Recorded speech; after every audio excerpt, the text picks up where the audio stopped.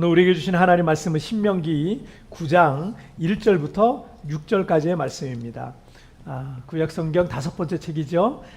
신명기 9장 1절부터 6절까지의 말씀. 자, 우리 한 절씩 교독할 때 제가 1절 말씀 먼저 봉독해 올리겠습니다.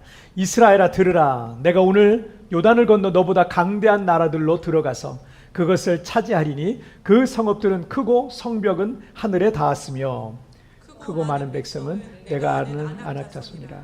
그에 대한 말을 내가 들었나니 이르기를 누가 아낙 자손을 능히 당하리요 하거니와. 오늘 너는 알라. 내 하나님 여호와께서 맹렬한 불과 같이 내 앞에 나아가신즉 여호와께서 그들을 멸하사 내 앞에 엎드러지게 하시리니 여호와께서 내게 말씀하신 것 같이 너는 그들을 쫓아내며 속히 멸할 것이라. 내 하나님 여호와께서 그들을 내 앞에서 쫓아내신 후에 내가 심중에 이르기를 내 공의로움으로 말미암아 여호와께서 나를 이 땅으로 인도하여 드려서 그것을 차지하게 하셨다 하지 말라. 이 민족들이 악함으로 말미암아 여호와께서 그들을 내 앞에서 쫓아내심이니라. 내가 가서 그 땅을 차지함은 내 공의로 말미암음도 아니요 아니며 내 마음이 정직함으로 말미암음도 아니요 이 민족들이 악함으로 말미암아 내 하나님 여호와께서 그들을 내 앞에서 쫓아내심이라. 여호와께서 이같이 하심은 내 조상 아브라함과 이삭과 야곱에게 하신 맹세를 이루려 하심이니라. 그러므로 내가 알 것은 내 하나님 여호와께서 내게 이 아름다운 땅을 기업으로 주신 것이 내 공의로 말미암음이 아니니라. 너는 목이 곧은 백성이니라. 아멘. 자, 오늘 말씀 제목 함께 읽겠습니다. 시작. 누가 축복을 계승하는가. 다시 한번 시작. 누가 축복을 계승하는가. 며칠 전에 180억 로또 당첨된 19살 11년 뒤라는 하는 해 토픽이 하나 떴습니다. 물론 이와 비슷한 기사는 종종 있었기 때문에 사실은 뭐 봐도 이제 요즘은 잘 보지도 않고 그리 놀랍지도 않은 기사인 것 같습니다. 영국에 사는 19살 마이클 캐롤이라고 하는 사람은 청소부로 일하고 있었습니다. 2002년에 지금부터 20년 전이네요. 1파운드를 주고 산 복권이 어마어마한 금액에 당첨이 된 거예요. 당시 환율로 하자면 한화로 약 180억 원을 받게 됩니다. 동방석에 앉게 된 이 마이클은 술과 마약과 온갖 사치스러운 생활을 했고 매춘으로 4천 명의 여자들을 만나면서 방탕하게 살았다고 합니다. 3년 만에 그의 재산은 10분의 1로 줄어들었고 마약 소지와 폭력 등의 범죄로 인해서 30번이나 넘게 법정에 서야 했고 결국 복권에 당첨된 지 11년 만에 완전히 파산해서 노숙자가 됩니다. 뭐 이런 비슷한 얘기가 굉장히 많죠. 이게 사실입니다. 그리고 2019년부터는 다행스럽게 지금은 석탄 광부로 일을 하고 있다고 합니다. 여러분 마태복음 7장 6절 말씀에 거룩한 것을 개에게 주지 말며 너희 진주를 돼지 앞에 던지지 말라. 그들이 그것을 발로 밟고 돌이켜 너희를 찢어 상하게 할까 염려하라 라고 말씀하고 있어요. 여러분 성전에서 쓰는 당시에는 예수님 당시에는 성전이 있었잖아요. 성전에는 성물 아주 성스러운 일에 쓰는 아주 귀한 그릇들이 있었단 말이에요. 여러분 그런 성스러운 그릇을 개에게 주면 어떻게 되겠습니까? 개밥그릇밖에 안 되는 거예요. 값진 보석과 진주를 돼지 앞에 던지면 그 돼지가 우리에게 고맙습니다 이런 걸 주셔서 이러겠습니까? 많이 쓰는 속담에도 돼지 목에 진주 목걸이라는 표현이 있는데 가치를 모르는 사람에게 아주 귀중한 것을 줘봐야 그것은 소용이 없다라는 의미를 갖고 있는 거예요.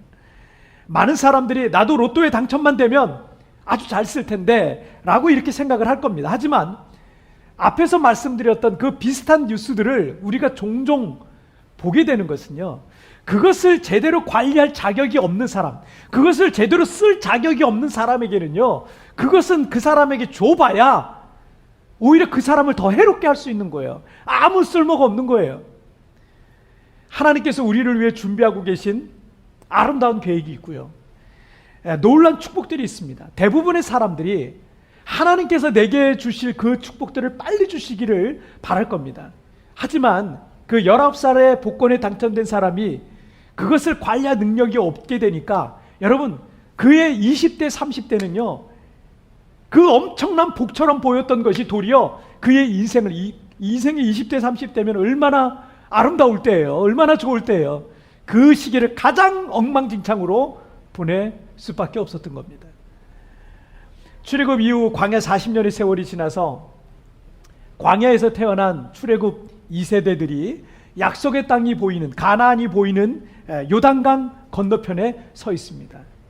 이스라엘 민족의 시조인 아브라함 때부터 약 700년 만에, 아브라함에게 약속하신 그 약속이 700년 만에 큰 민족을 이루어서 이제 그 축복을 계승하게 된 거예요. 하지만 그 아름다운 땅에 들어간다고 그 땅의 주인이 되는 게 아닙니다. 그 땅의 계승자가 되는 게 아니에요. 하나님께서 요구하시는 그 자격이라는 게 있습니다.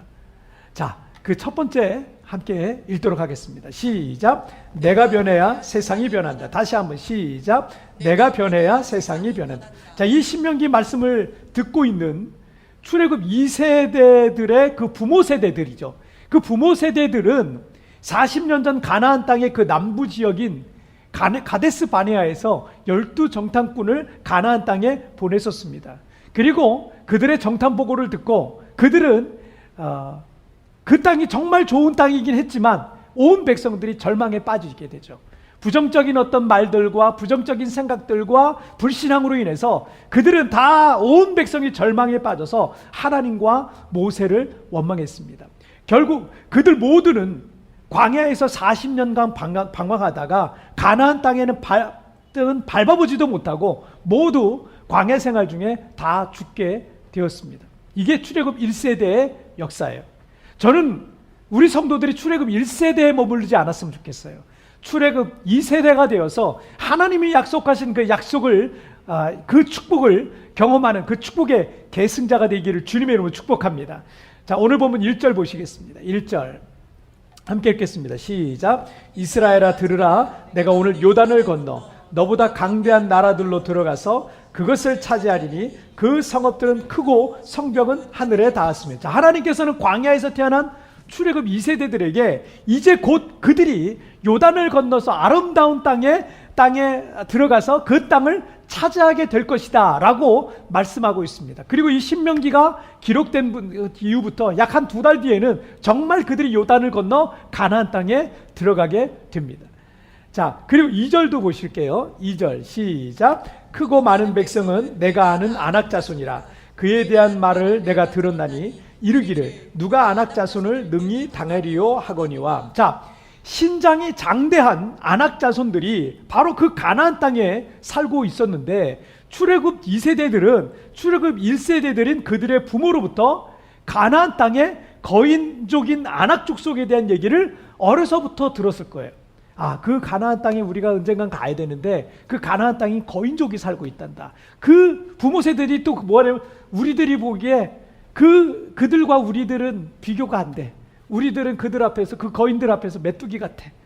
막 이렇게 자신들을 비하하면서 얘기했을 겁니다. 자, 그런데 자, 이 1절과 2절에서 가나안 땅에 대한 객관적인 어떤 사실을 설명하는 것 같지만 사실 하나님께서는 실패한 출애굽 1세대들이 정탐보고를 하고 그 부정적인 정탐보고 했던 내용 있잖아요. 잔뜩 겁먹고 원망하고 불평했던 그 표현들 있죠. 그 표현들을 1절과 2절에서 하나님께서 그대로 지금 쓰시고 있다는 것을 우리가 발견하게 됩니다.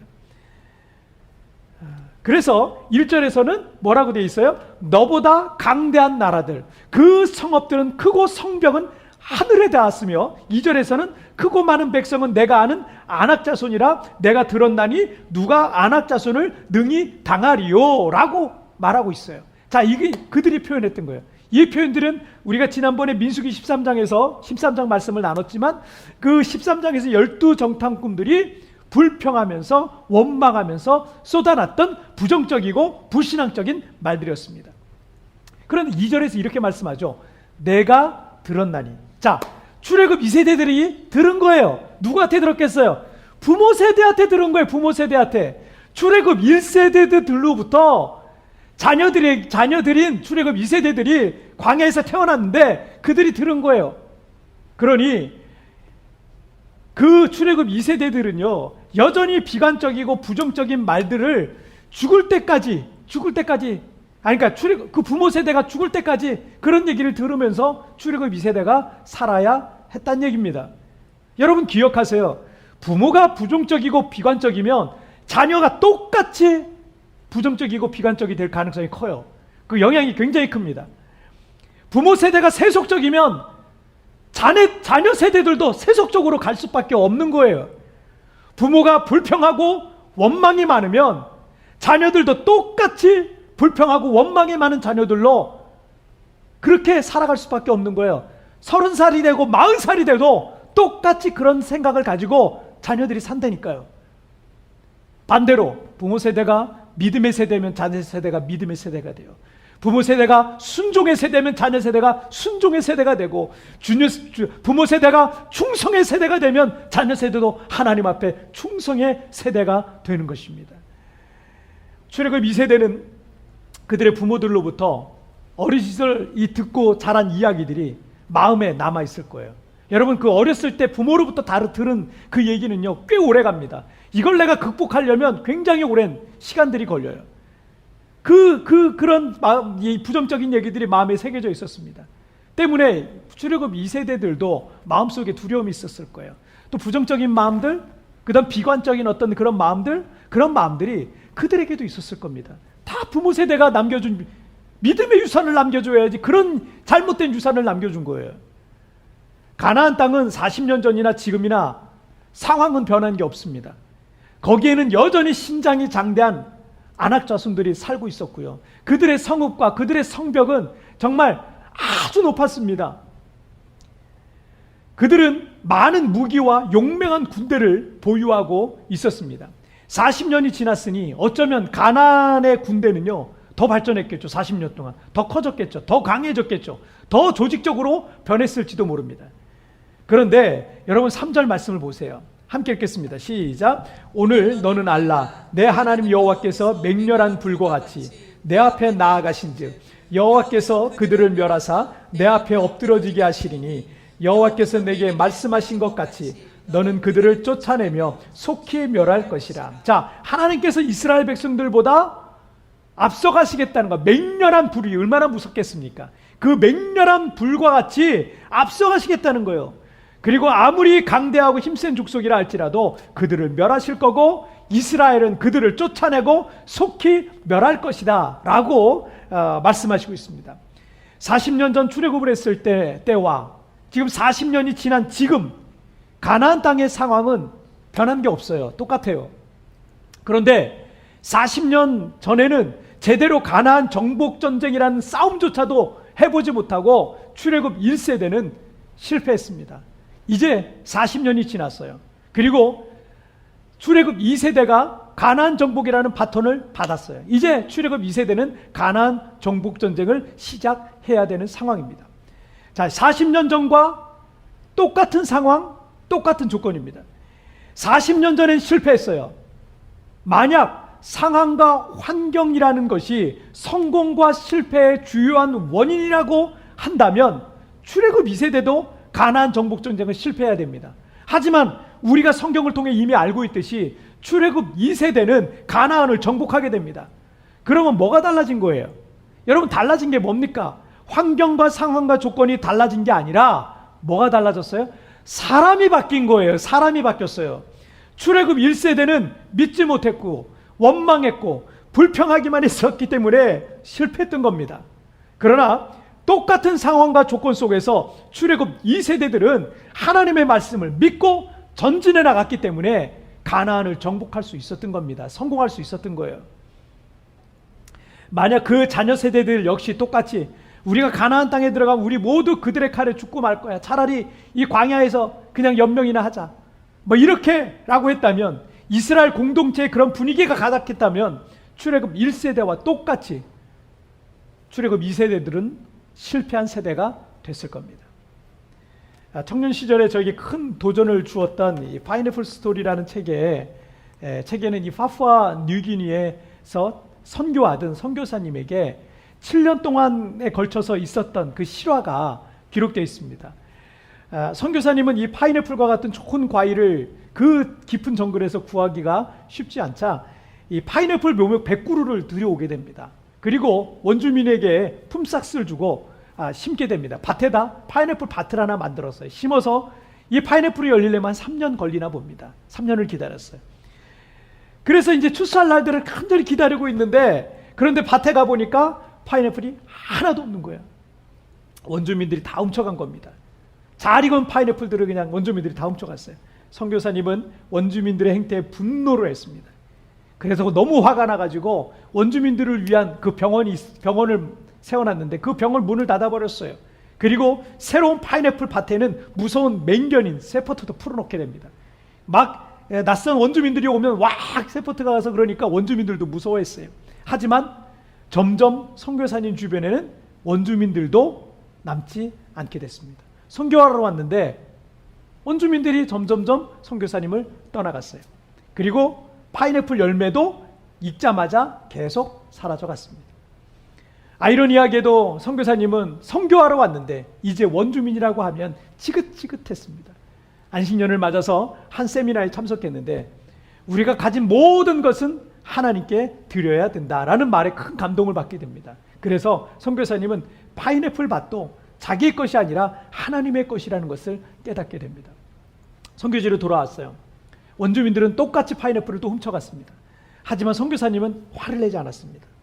한 원주민이 선교사님의 태도가 이상해요. 그전에는 막 화를 내고 소리를 지르고 했던 선교사님이 화를 안 내니까 이 선교사님의 태도가 이상해서 왜 화를 내지 않느냐고 물었습니다. 선교사님은 어차피 그 밭은 내 것이 아니고 하나님의 밭이기 때문입니다 라고 말합니다. 그런데 그때부터 원주민들은 하나님의 밭이라 그러니까 두려워서 그 밭에 있는 파인애플을 못 훔치게 된 거예요. 하나님의 밭이라 그러니까 그때부터 훔치지 못합니다. 그리고 선교사님의 변화된 모습을 보고 하나 둘 점점 그 많은 사람들이 예수 그리스도에게로 돌아오게 되었다라는 실제적으로 있었던 사건을 그 책이 기록하고 있습니다. 저자는 이 책에서 이렇게 말을 합니다. 그동안 그들은 나의 행동과 말이 일치하지 않음을 보았습니다. 그러나 내가 변화됐을 때 그들도 변했습니다. 우리는 환경이 변해야 된다고, 조건이 좋아져야 할 수 있다고 생각합니다. 그리고 내가 실패하는 이유는 환경이 안 좋아서, 조건이 따라주지 않아서, 내가 흙수저라서 라고 핑계를 댑니다. 저 역시도 세부에서 이민교회를 개척해 목회하면서 힘들 때마다 핑계댈 거리를 찾을 때가 종종 있었습니다. 여기서 오래 거주하는 사람은 없어. 필리핀 세부는 관광지에 어학연수로 거쳐가는 지역이기 때문에 교회가 부흥하기가 어려워. 우리 교회는 믿음 좋고 능력 있는 사람들이 없어서 목회가 힘든 거야. 지금은 코로나 기간이니까 부흥하기가 어려워. 저 역시도 믿음과 마음이 약해질 때 이런 한심한 핑계들을 찾을 때가 있었습니다. 그러나 여러분, 진짜 실력 있는 사람은 환경과 조건을 탓하지 않습니다. 그리고 중요한 것은 내가 변하면 주변이 변하는 거지 환경이 변해야 내가 성공하는 게 아닙니다. 아무리 좋은 조건이 주어져도 그걸 관리할 능력이 없으면 그는 절대 성공적인 삶을 살 수가 없는 겁니다. 내가 먼저 변해야 됩니다. 내가 변해야 가정이 바뀝니다. 내가 변해야 가족이 바뀝니다. 내가 변해야 학교가 바뀌고, 내가 변해야 직장이, 세상이, 그리고 결국 나의 인생이 바뀔 수 있는 것입니다.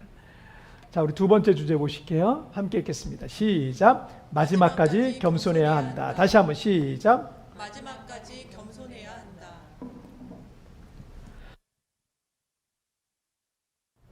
700년 전 여호와께서 아브라함에게 약속한 그 가나안 땅에 들어갈 수 있는 사람의 첫 번째 자격, 그 가나안 땅에 들어갈 수 있는 첫 번째 자격은 환경을 초월하는 사람이어야 된다는 것을 우리가 방금 전에 나눴어요.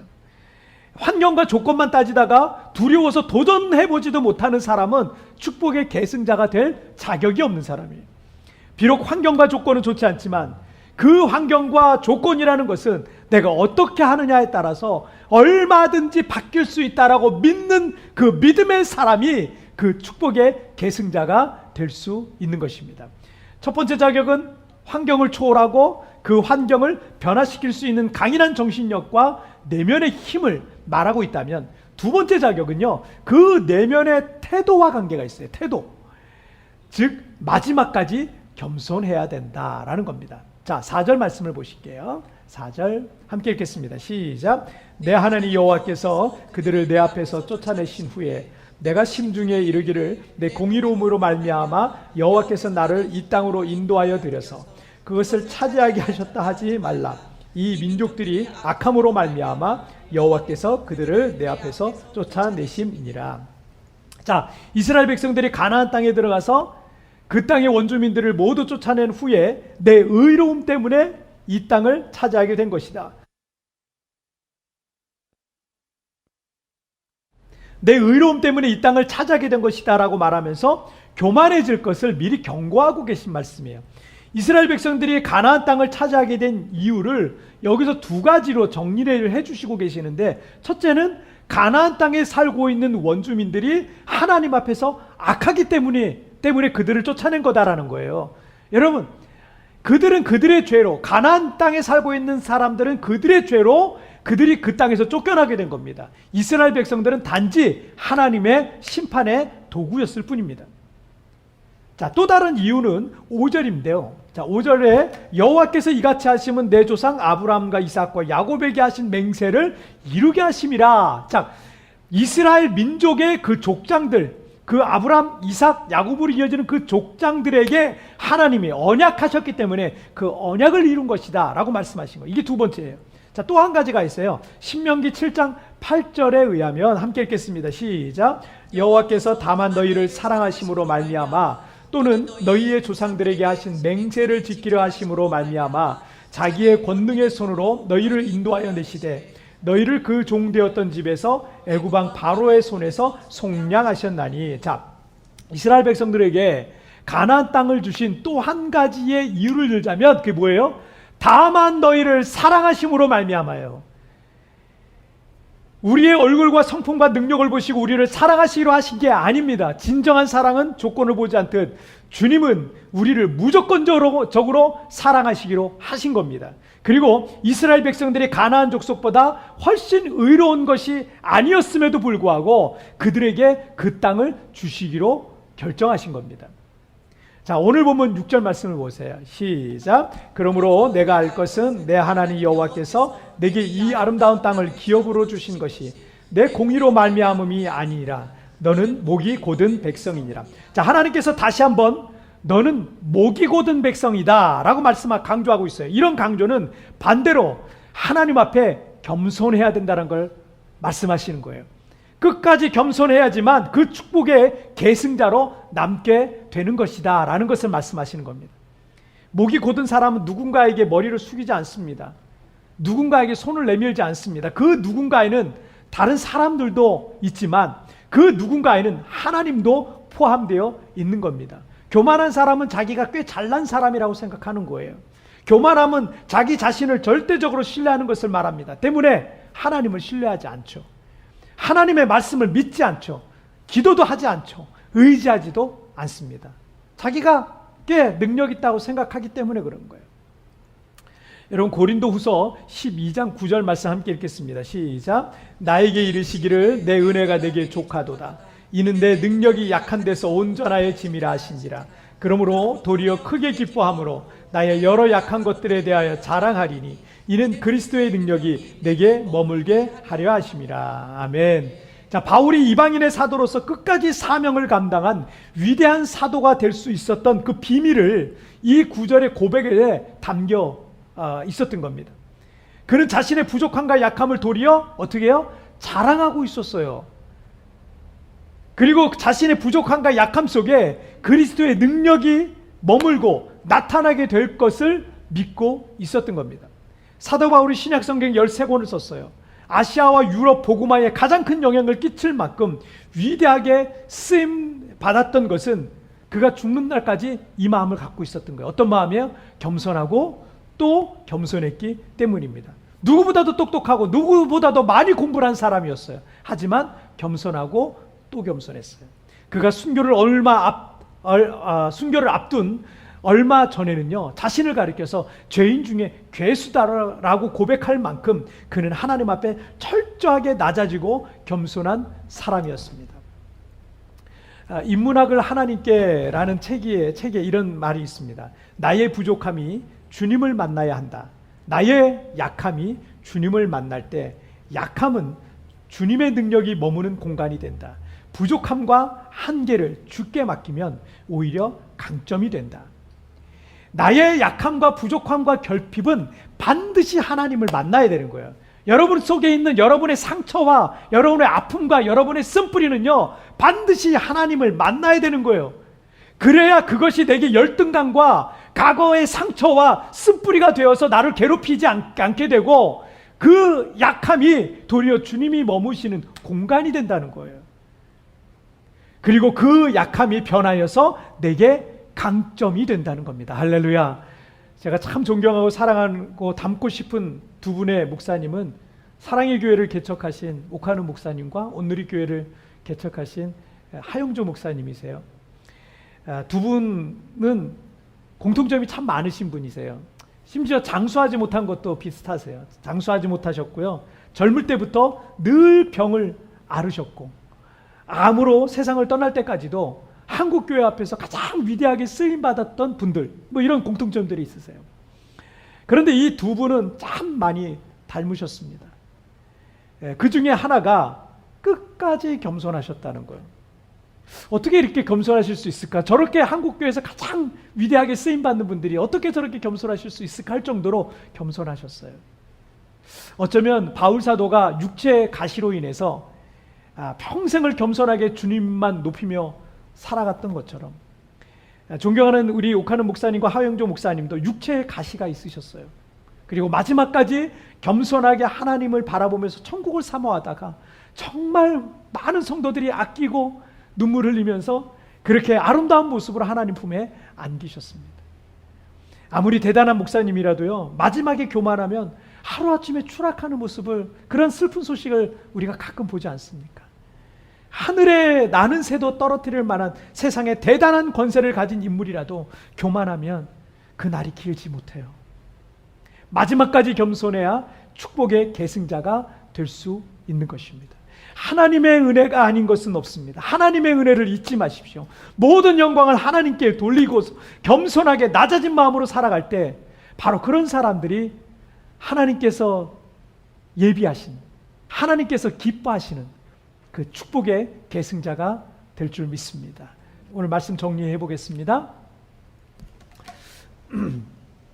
자, 누가 축복을 계승하는가? 우리 두 가지 읽겠습니다. 시작. 내가 변하여 세상이 변한다. 마지막까지 겸손해야 한다. 자.